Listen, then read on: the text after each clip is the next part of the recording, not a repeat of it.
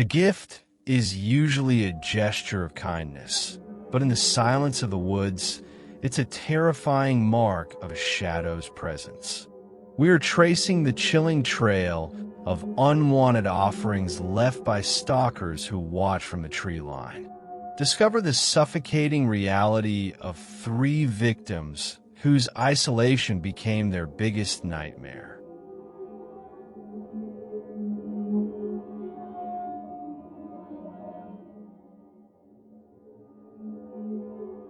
The first package arrived without footprints. Mara noticed that immediately. No tracks in the frost, no disturbed snow leading up to her cabin. Just a small, neatly wrapped box sitting dead center on her wooden porch, as if it had always been there. The mountains around her were silent that morning, the kind of silence that pressed against your ears. Inside the box was a key, old, iron, ornate in a way that suggested it belonged to something important or something forgotten. There was no note, no explanation. Mara told herself it was a mistake. Someone must have meant to leave it elsewhere. But there was no elsewhere for miles. She kept the key anyway. The second gift came 3 days later.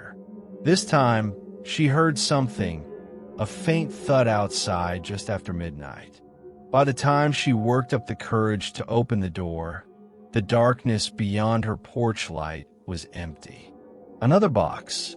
Inside, a photograph. It was her cabin. Not unusual at first glance, until she realized the angle. The photo had been taken from the tree line, maybe 30 yards out. The timestamp in the corner read earlier that evening. Mara's breath caught.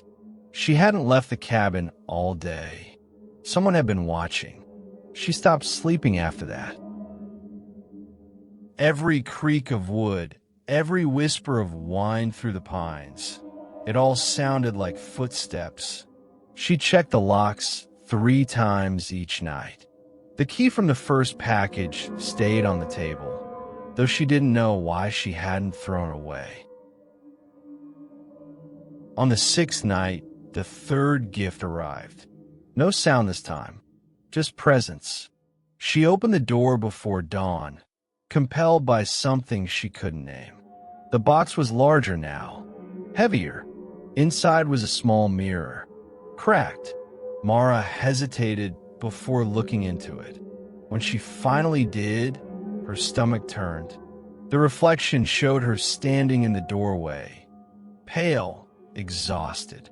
But behind her, someone stood in the cabin. She spun around. Nothing. The room was empty.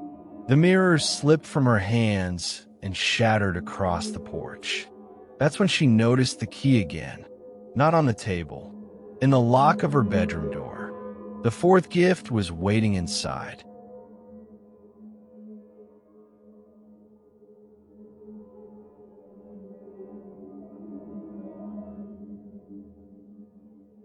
The island didn't appear on most maps.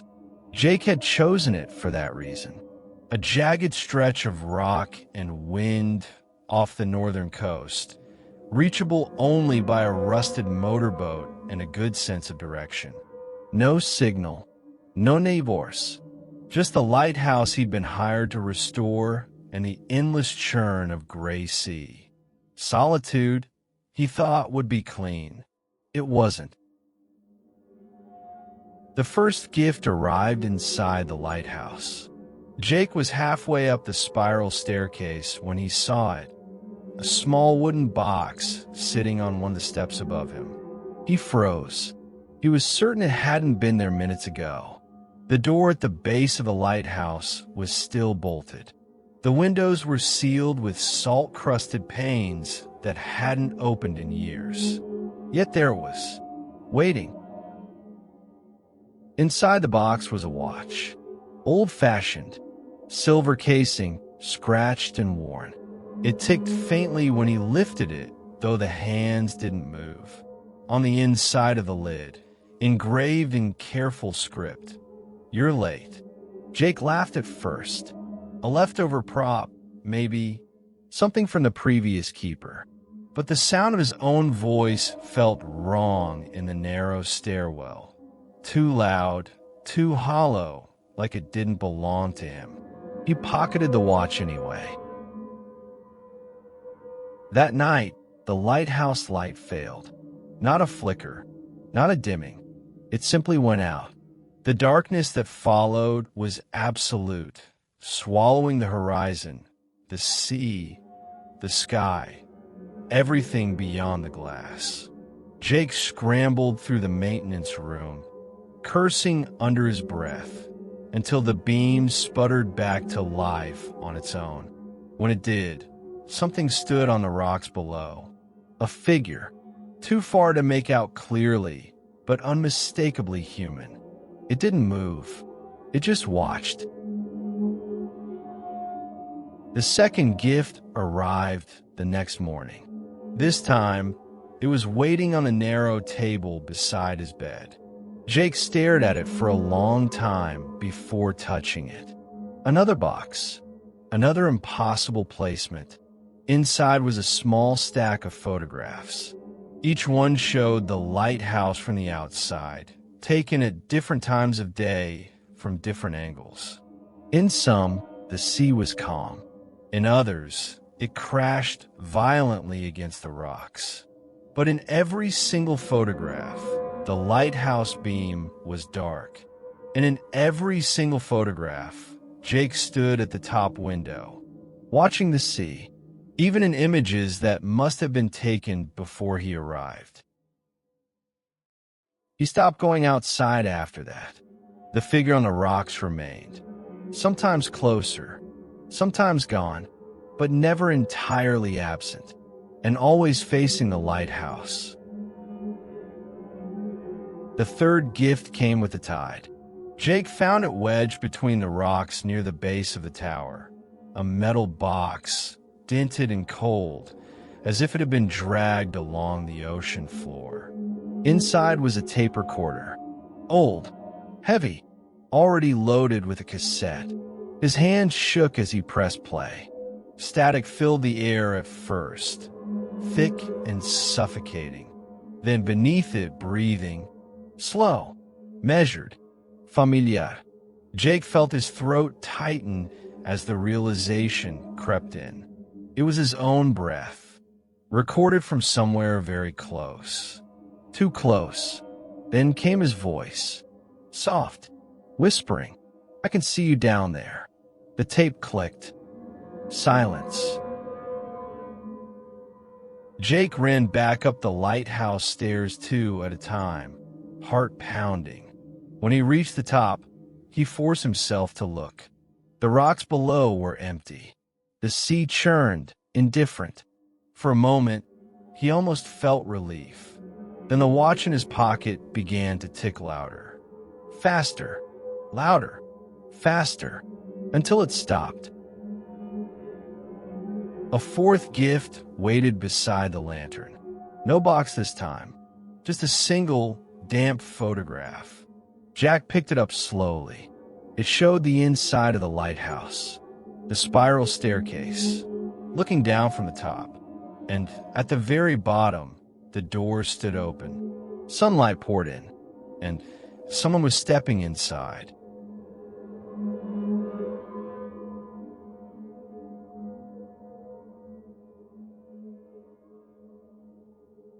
The road to the observatory had been abandoned for years. Lena drove it anyway.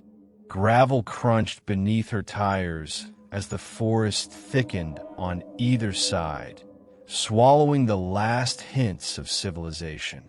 By the time she reached the rusted gates, dusk had already begun to settle, soft at first, then heavy.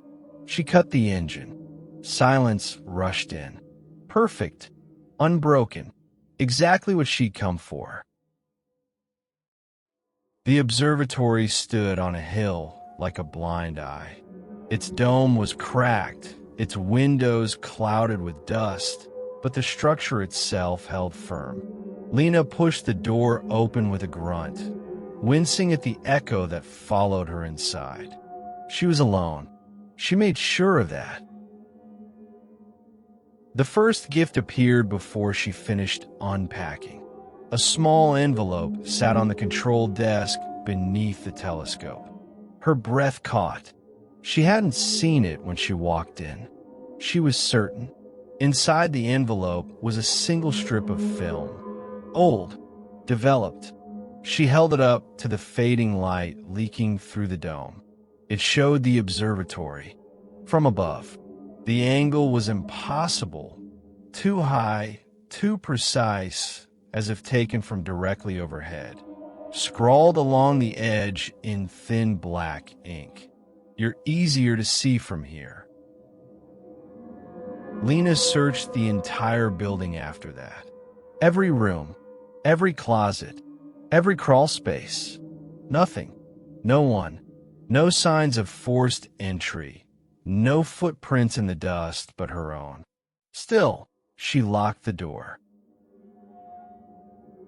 That night, she climbed to the telescope. It took effort to rotate the stiff mechanism, but eventually she aligned it with a bright, unmoving point in the sky. A satellite, she thought, or a star. It didn't twinkle. It didn't drift. It just stayed there, watching. The second gift came through the lens. Lena nearly fell back when she looked again. Something had been taped to the inside of the telescope's eyepiece. A tiny folded note. Her hands trembled as she peeled it away. Inside, written in the same thin script, "Wrong direction." She stepped back slowly. The air felt different now. Thicker, as if the building itself had sealed around her. Behind her, something creaked. Not wood, not metal. Something softer, like weight shifting where it shouldn't. The third gift arrived without her noticing. She only realized it was there when she saw herself. On the far wall. Projected. A faint, flickering image. Grainy. Black and white. Lena turned. A projector hummed softly in the corner. One she hadn't touched. One she was certain hadn't been there before. The film rattled through it in uneven jerks. On the wall, the image sharpened. It was the observatory floor. From above, the same impossible angle as the film strip. And there she was, standing beside the telescope, watching herself watch. Her chest tightened. Slowly, very slowly, she looked up at the cracked dome overhead, at the narrow gap where the sky leaked through, at the unmoving point of light. It blinked. The projector clicked. The image shifted. Now it showed the inside of the observatory again, but empty. No Lena. No movement. Just a room. Waiting. Behind her, something breathed. Close. Measured. Not hers. The fourth gift was placed gently into her hand. She didn't feel it arrive. It was just suddenly there. A small, cold object. Smooth. Familiar. She looked down. It was a camera remote. A single button in the center. Still warm. Above her, the light blinked again. Thank you for watching. Don't forget to like and subscribe.